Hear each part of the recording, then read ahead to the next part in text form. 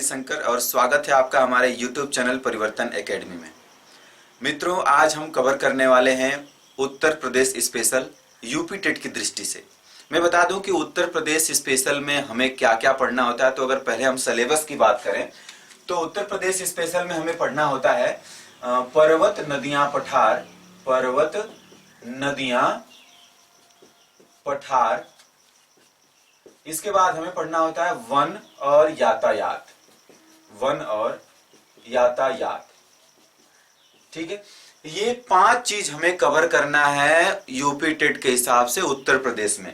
तो चलिए आइए हम शुरुआत करते हैं अपने यात्रा की और हम प्रारंभ करेंगे एक सामान्य परिचय से कि अगर हम बात करें कि उत्तर प्रदेश जो राज्य है वो कहाँ स्थित है, तो हम ये बता सकते हैं आपको कि उत्तर प्रदेश भारत के उत्तरी हिस्से में स्थित एक चौथा बड़ा राज्य है। अगर क्षेत्रफल की दृष्टि से हम लोग बात करते हैं तो उत्तर प्रदेश कितने नंबर पे आता है या फिर इसकी रैंकिंग क्या है, तो सबसे पहले नंबर पे आता है राजस्थान। सबसे पहले नंबर पे राजस्थान आता है, फिर उसके बाद दूसरे नंबर पे आता है मध्य प्रदेश, और मध्य प्रदेश के बाद तीसरा जो स्थान आता है क्षेत्रफल की दृष्टि से वह है महाराष्ट्र, और महाराष्ट्र के बाद चौथे नंबर पे अपना प्रदेश आता है और वह है उत्तर प्रदेश। ठीक है, तो अगर क्षेत्रफल की दृष्टि से हम लोग बात करते हैं तो उत्तर प्रदेश भारत का चौथा बड़ा राज्य है। ठीक है, इसकी अगली कड़ी में हम ये जान लेते हैं कि इसका जो विस्तार है अक्षांश और देशांतर में इसका विस्तार है वो हम समझ लेते हैं। तो जानते हैं मित्रों, इसको समझने से पहले आपको जो विश्व का या संसार का जो मानचित्र है उसके बारे में आपको समझना पड़ेगा। हमने यहाँ पर मानचित्र रखा हुआ है। ठीक है, आइए हम इसको पहले समझ लेते हैं। तो आइए, अगर हम लोग मैप देखना चाहते हैं तो मैप में देखेंगे तो जो आपको जो ऊर्ध्वाधर रेखाएं मिलेंगी वो देशांतर रेखाएं होती हैं, और जो क्षैतिज रेखाएं होती हैं वो क्या होती हैं, तो अक्षांश रेखाएं होती हैं। ठीक है, अगर हम बात करें कि जो 0 डिग्री ऊर्ध्वाधर रेखा यानी 0 डिग्री देशांतर रेखा वह कहां से कहां तक गई है, तो आप कहेंगे कि सर यहां से ग्रीनलैंड के समीप से होते हुए वह रेखा चली आई है और इसके बाद वह रेखा प्रवेश करती है अफ्रीका महाद्वीप में, और अफ्रीका महाद्वीप से आगे चल के वह अंटार्कटिका महाद्वीप में जाके मिल जाती है। तो जो हमने ये आपको बीच में एक ऊर्ध्वाधर रेखा बना के दिखाया है यह 0 डिग्री देशांतर की है। अगर हम बात करें 0 डिग्री अक्षांश रेखा की, तो 0 डिग्री अक्षांश रेखा कहाँ स्थित है, तो आप कहेंगे कि जो सर पृथ्वी है, पृथ्वी हमारी 2 अलग अलग गोलार्धों में बटी हुई है, एक उत्तरी गोलार्ध में और एक दक्षिणी गोलार्ध में। तो एक सबसे बीच में रेखा होती है जिसको हम कहते हैं 0 डिग्री अक्षांश रेखा, और यही रेखा क्या करती है, तो पृथ्वी को उत्तरी गोलार्ध और दक्षिणी गोलार्ध में विभक्त करती है। आइए हम इसको मैप पर देख लेते हैं कि आखिर वो 0 डिग्री अक्षांश रेखा कहाँ है। तो भूमध्य रेखा की शुरुआत होती है, यहाँ से शुरू होती है और दक्षिणी अमेरिका होते हुए वह पहुंचती है अफ्रीका महाद्वीप में, और अफ्रीका महाद्वीप से आगे जाते हुए वह भारत के निचले हिस्से से इंडोनेशिया होते हुए वह निकल जाती है आगे की तरफ। तो जो हमने एक ऊर्ध्वाधर रेखा यहाँ पर या फिर खड़ी रेखा हमने खींचा है यह 0 डिग्री अक्षांश रेखा है। अगर आप बात करेंगे कि यह जो क्षैतिज रेखा है यह कौन सी रेखा है, तो यह रेखा है 0 डिग्री अक्षांश रेखा, यानी आप इसको कहते हैं भूमध्य रेखा। और यही रेखा पृथ्वी को 2 अलग अलग हिस्सों में, एक ऊपर जिसे आप उत्तरी गोलार्ध कहते हैं और नीचे वाला जो हिस्सा होता है उसे आप दक्षिणी गोलार्ध कहते हैं, में बांटती है।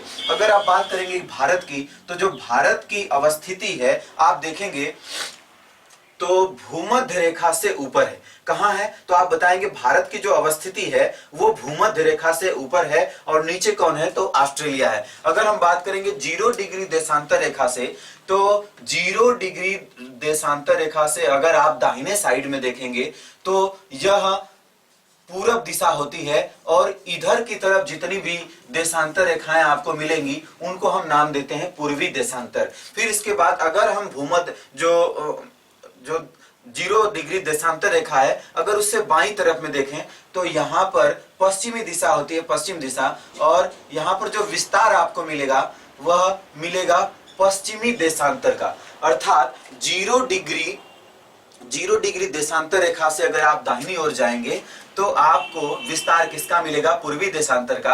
और 0 डिग्री से अगर आप बाईं तरफ आते हैं तो किसका विस्तार मिलेगा? पश्चिमी देशांतर का। ठीक है, ठीक उसी प्रकार अगर आप जो भूमध्य रेखा है अगर उससे ऊपर की तरफ जाएंगे तो आपको किसका विस्तार मिलेगा? तो अक्षांश रेखाओं का विस्तार मिलेगा। अगर इससे आप नीचे की तरफ आते हैं तो वो भी अक्षांश रेखाओं का ही विस्तार मिलेगा, लेकिन ऊपर की तरफ जाएंगे तो उत्तरी अक्षांश रेखाएं और नीचे की तरफ जाएंगे तो दक्षिणी अक्षांश रेखाएं। लेकिन एक इंपॉर्टेंट बात और आती है कि पृथ्वी पर 2 रेखाएं हैं क्षैतिज रूप में जिन्हें हम बारी बारी से कर्क रेखा भी कहते हैं और इसके बाद मकर रेखा भी कहते हैं। आपने सुना होगा कि जो कर्क रेखा है वह भारत के बीचों बीच प्रवेश करती है। फिर इसके बाद अगर आप मकर रेखा की बात करेंगे तो मकर रेखा भारत के नीचे से प्रवेश करती है और यह मकर रेखा है, आप देख रहे होंगे कुछ इस तरह से यह मकर रेखा है और ऑस्ट्रेलिया के बीच में से होकर निकलती है। ठीक है, जो हमने ये तीनों रेखाएं क्षैतिज रूप में खींची हैं उनमें सबसे बीच वाली जो रेखा है वह कौन सी रेखा है? तो आप बताएंगे भूमध्य रेखा है,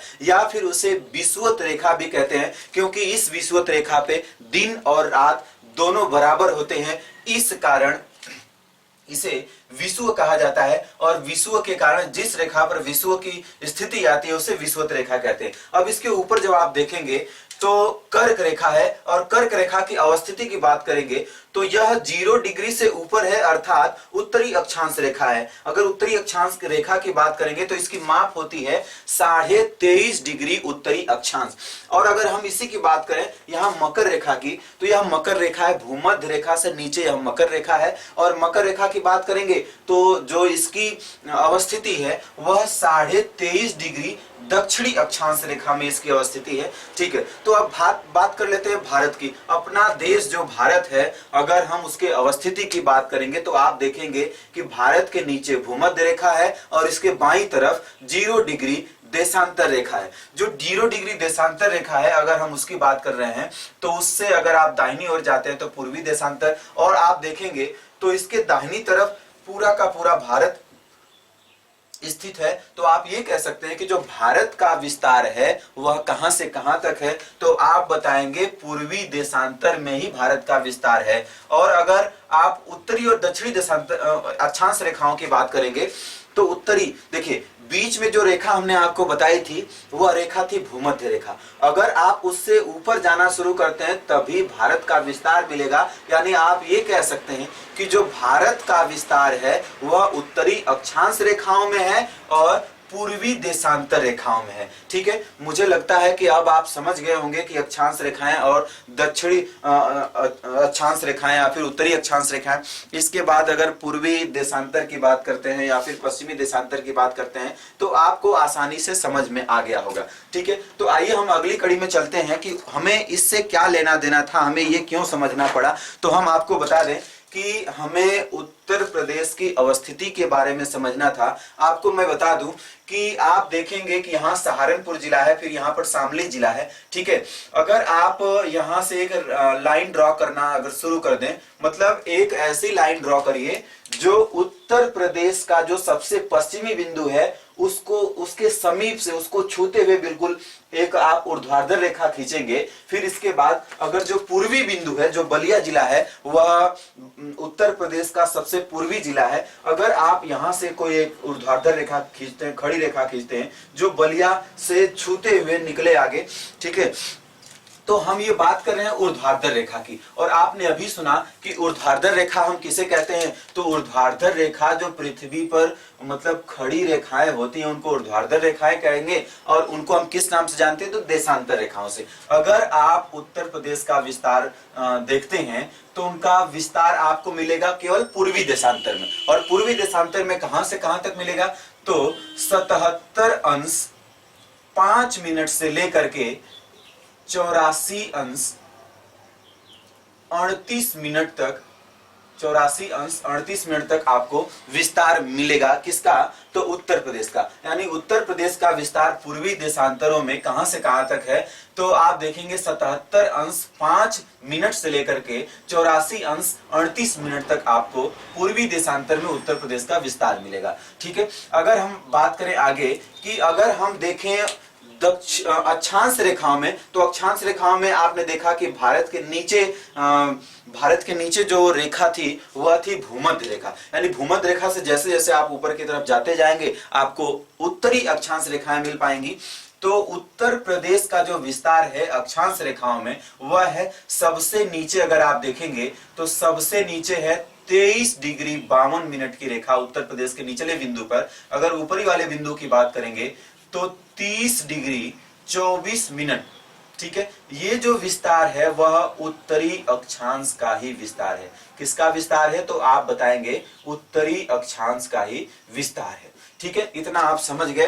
फिर इसके बाद ये समझ लेते हैं कि अगर हम प्राकृतिक रूप से उत्तर प्रदेश का विभाजन करें तो प्राकृतिक रूप से आपको क्या क्या चीजें मिलेंगी उत्तर प्रदेश में। तो आइए अगली कड़ी में हम ये समझ लेते हैं कि आखिर उत्तर प्रदेश में प्राकृतिक विभाजन हम किस प्रकार से करते हैं।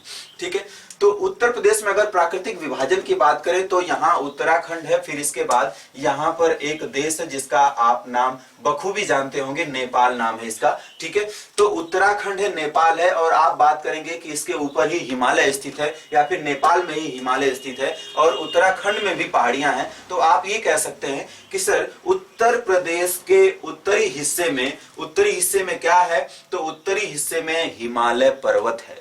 फिर अगर आपसे पूछा जाए कि अब आप बताइए कि इसके पश्चिमी हिस्से में क्या है, तो आपको यह बताना पड़ेगा कि सर जब उत्तराखंड से यमुना नदी निकलती है तो वह सहारनपुर और हरियाणा और हिमाचल प्रदेश, सहारनपुर का हिमाचल प्रदेश और हरियाणा से सीमा बनाते हुए वह उत्तर प्रदेश में प्रवेश करती है। और आप जानते हैं कि दिल्ली भी यमुना के किनारे ही स्थित है। यानी आप ये कह सकते हैं कि सहारनपुर, शामली और बागपत, गाजियाबाद, दिल्ली होते हुए कौन निकलती है?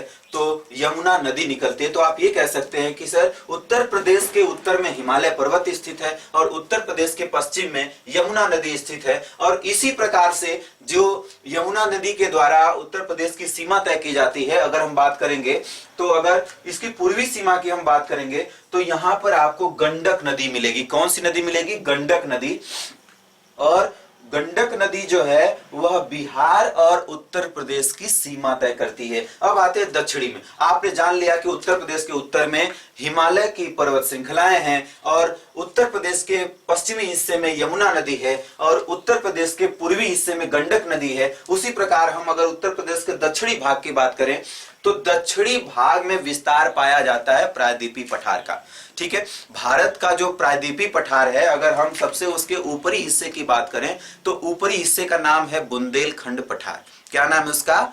बुंदेलखंड पठार। और जो बुंदेलखंड पठार का विस्तार है वह उत्तर प्रदेश के दक्षिणी जिलों ललितपुर, झांसी से लेकर के सोनभद्र तक मिलता है उसका विस्तार। तो आप ये कह सकते हैं कि सर उत्तर प्रदेश का जो प्राकृतिक विभाजन अगर आप देखेंगे तो उत्तर प्रदेश के दक्षिणी में क्या पाया जाता है? तो प्रायद्वीपीय पठार पाया जाता है या फिर बुंदेलखंड का पठार पाया जाता है।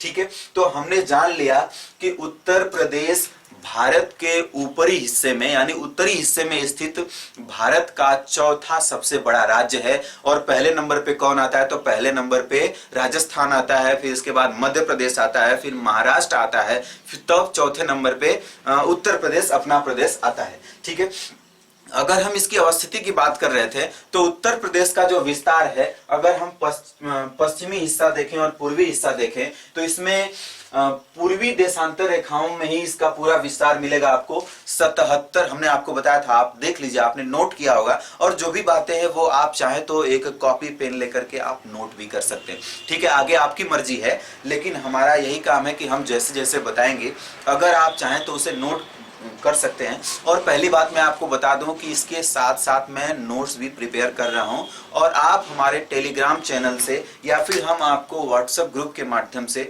वो आपको नोट्स हम प्रोवाइड कर देंगे। इससे जुड़ा हुआ जो भी आपको नोट्स देना होगा हम बिल्कुल प्रयास करेंगे कि आपके पास पहुंच जाए। ठीक है, फिर इसके बाद हम अगली कड़ी में बात कर रहे थे कि उत्तर प्रदेश का जो विस्तार है वो आपने देख लिया, प्राकृतिक विभाजन भी आपने देख लिया कि उत्तर प्रदेश के उत्तर में हिमालय पर्वत है और पश्चिम में यमुना नदी है, पूरब में कौन है? गंडक नदी है। और अगर दक्षिण में बात करते हैं तो प्रायद्वीपीय पठार यानी बुंदेलखंड पठार का विस्तार पाया जाता है। अब आते हैं इसके किनारे किनारे पर जितने भी राज्य हैं और जितने भी जिले हैं उनकी हम बात कर लेते हैं। तो आप देखेंगे कि सबसे पहला प्रश्न आता यही है कि बताइए उत्तर प्रदेश का सबसे पश्चिमी जिला कौन है और बताइए उत्तर प्रदेश का सबसे पूर्वी जिला कौन है। फिर आपसे पूछ लिया जाता है उत्तरी जिला और सबसे दक्षिणी जिला। तो आपको बिल्कुल आसानी से और सही सही जवाब देना है, कहीं से आपको कहीं दिक्कत नहीं होने वाली है, ठीक है। तो अगर सबसे उत्तरी जिला की बात की जाएगी तो यहाँ उत्तरी जिला जो है सहारनपुर, यह हरियाणा, हिमाचल प्रदेश और उत्तराखंड तीनों राज्यों से सीमा साझा करता है। आप इसको बताएंगे कि जो सहारनपुर है वह उत्तर प्रदेश का सबसे उत्तरी जिला है। अगर दक्षिणी जिला की बात करते हैं तो दक्षिणी जिला आपको यहाँ आना पड़ेगा सोनभद्र में, ठीक है। जो सोनभद्र है आप देखेंगे कि जो सोनभद्र है वह पश्चिम में मध्य प्रदेश से सीमा साझा करता है, फिर इसके बाद पूरब में बिहार और झारखंड से और दक्षिण में छत्तीसगढ़ से सीमा साझा करता है, ठीक है। तो आपको बस यही जवाब देना है कि जो उत्तर प्रदेश का सबसे उत्तरी जिला है वह सहारनपुर है और सबसे दक्षिणी जिला है वह सोनभद्र है। अब अगली कड़ी में बात करते हैं कि सबसे पूर्वी जिला और सबसे पश्चिमी जिला। तो अगर बात करेंगे कि उत्तर प्रदेश का जो सबसे पूर्वी जिला है वह बलिया है और बलिया जिला से ही जो गंगा नदी है, गंगा मैया हैं, वह बाहर निकल जाती हैं बिहार में, ठीक है। तो जो बलिया जिला है वह क्या है, बलिया जिला क्या है? तो आप बताएंगे कि सर बलिया जिला किधर है? आप बताएंगे कि उत्तर प्रदेश का सबसे पूर्वी जिला है बलिया जिला। उसी तरह आपको बताना होगा कि अगर कोई प्रश्न कर लेता है कि उत्तर प्रदेश का सबसे पश्चिमी जिला कौन है, तो उत्तर प्रदेश का सबसे पश्चिमी जिला है शामली, ठीक है। आपने उत्तर प्रदेश में कौन कौन से जिले किस छोर पर स्थित हैं आपने ये समझ लिया, ठीक है। फिर इसके बाद आते हैं कि जो उत्तर प्रदेश है वह कितने राज्यों से सीमा साझा करता है, ठीक है। तो उत्तर प्रदेश कितने राज्यों से सीमा साझा करता है तो आप देख सकते हैं। पहला है, अगर हम इधर से मूव करें इधर की तरफ में, ठीक है, तो पहला हम बात करेंगे उत्तराखंड से। उत्तराखंड से साझा करता है, हिमाचल प्रदेश से साझा करता है, हरियाणा से साझा करता है, फिर इसके बाद यहाँ राजस्थान से साझा करता है, फिर इसके बाद मध्य प्रदेश से साझा करता है, फिर छत्तीसगढ़ से, फिर झारखंड से, फिर बिहार से। मतलब 8 राज्यों से यह अपनी सीमा साझा करता है। फिर इसके बाद नेपाल देश भी है। आप इसको कैसे भूल सकते हैं, क्योंकि नेपाल देश ही है जो उत्तर प्रदेश से अपनी सीमा साझा करता है। तो आप बता सकते हैं कि उत्तर प्रदेश एक ऐसा देश, एक ऐसा राज्य है जिसमें यह उत्तर प्रदेश 8 राज्यों से सीमा बनाता है, एक संघ शासित प्रदेश से सीमा बनाता है, इसके बाद एक देश से सीमा बनाता है, और वह देश कौन है? तो नेपाल है, ठीक है। आइए हम बात कर लेते हैं कि नेपाल से कौन कौन से ऐसे जिले हैं उत्तर प्रदेश के जो नेपाल से अपनी सीमा साझा करते हैं। तो हम शुरुआत करेंगे पीलीभीत से। अगर आप देखेंगे नेपाल से सीमा साझा करने वाला सबसे पश्चिमी जिला तो है पीलीभीत, और पीलीभीत के बाद लखीमपुर खीरी है, फिर बहराइच है, फिर श्रावस्ती है, फिर बलरामपुर है, सिद्धार्थनगर है और महाराजगंज है, ठीक है। फिर इसके बाद अगर हम बिहार की बात करें तो बिहार से सीमा साझा करने वाले कितने जिले हैं तो आप बताएंगे पहले महाराजगंज है, फिर कुशीनगर है, देवरिया है, बलिया, गाजीपुर, चंदौली और सोनभद्र, ठीक है। तो आपको हमारे साथ में बोलना भी पड़ेगा और आपको लिखना भी पड़ेगा अगर आप इन सारी चीजों को याद करना चाहते हैं तो, ठीक है। तो बोलिए, पीलीभीत, लखीमपुर खीरी, बहराइच, श्रावस्ती, बलरामपुर, सिद्धार्थनगर, महाराजगंज, ये नेपाल से सीमा साझा करने वाले जिले हैं। इसके बाद अगर बिहार राज्य की बात करें तो उससे कौन कौन से जिले सीमा साझा करते हैं तो शुरुआत करते हैं महाराजगंज से। तो पहले है, बोलिए, महाराजगंज, कुशीनगर, देवरिया, बलिया, गाजीपुर, चंदौली और सोनभद्र, इतने जिले हैं जो बिहार से सीमा साझा करते हैं। फिर इसके बाद अगर हम बात करें मध्य प्रदेश से सीमा साझा करने वाले जिले कौन कौन से हैं तो इसकी शुरुआत होती है यहाँ पश्चिम में आगरा से, और पश्चिम में आगरा से लेकर के पूर्व में यह सोनभद्र तक सीमा चली जाती है। तो यहाँ पर अगर आप बात करेंगे आगरा, इटावा, हमारे साथ में आप बोलते रहिए। अगर आप जितना बोलेंगे आप, इसका मतलब है कि आप इंटरेस्ट के साथ पढ़ रहे हैं, और जो भी चीज हम इंटरेस्ट के साथ करते हैं चाहे वो अच्छी हो या फिर बुरी हो, वो पूरे आपके जहन में आपके धंस जाती है, ठीक है। तो बात करते हैं, बोलिएगा, आगरा, इटावा, जालौन, झांसी, ललितपुर, महोबा, हमीरपुर, बांदा, चित्रकूट, प्रयागराज, मिर्जापुर और सोनभद्र।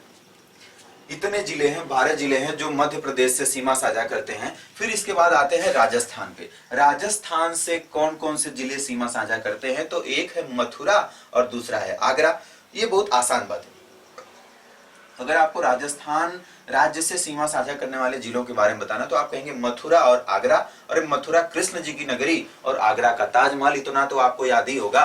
फिर इसके बाद हम बात करते हैं हरियाणा जिले की, ठीक है, हरियाणा राज्य की। तो हरियाणा राज्य की अगर हम उत्तर से दक्षिण की तरफ जिलों को अगर गिनते हुए जाएं तो एक है सहारनपुर, दूसरा है शामली और तीसरा है बागपत, चौथा है गाजियाबाद। और चौथा गाजियाबाद नहीं है, गाजियाबाद तो दिल्ली से सीमा बनाता है। तो फिर से देख लेते हैं, सहारनपुर है पहला, दूसरा है शामली, तीसरा है बागपत और चौथा है गौतम बुद्ध नगर, पांचवा है अलीगढ़ और छठवां है मथुरा। मतलब हरियाणा से 6 जिले सीमा साझा करते हैं। और बात करेंगे हरियाणा से तो आप एक बार हमारे साथ में बोलिएगा, सहारनपुर, शामली, बागपत, गौतम बुद्ध नगर, अलीगढ़ और मथुरा। ये 6 जिले ऐसे हैं उत्तर प्रदेश के जो हरियाणा से सीमा साझा करते हैं। और हम बात करेंगे कि यहाँ हिमाचल प्रदेश बच रहा है।